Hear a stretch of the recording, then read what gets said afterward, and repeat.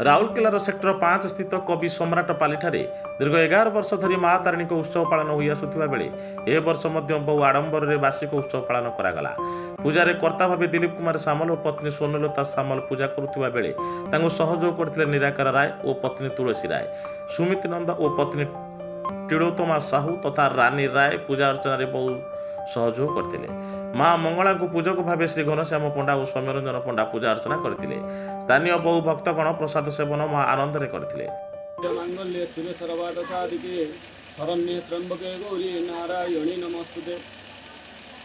विषय कौन है सेक्टर 5 गोलघर रामेश्वर पल्ली कवि सम्राट पल्ली माँ भगवती तारिणी एकादश वार्षिक उत्सव पालन करा जाउची।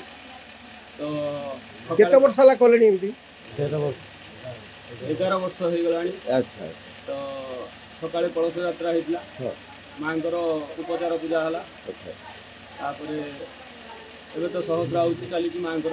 अच्छा आ चंडी पाठ भी हला पूर्णाहुति हो 7 घटिका समय रे। ठीक है धन्यवाद धन्यवाद। आमर माँ काली वार्षिक उत्सव आज 11 वर्ष आम एटा पालन कर समस्त सहयोग कर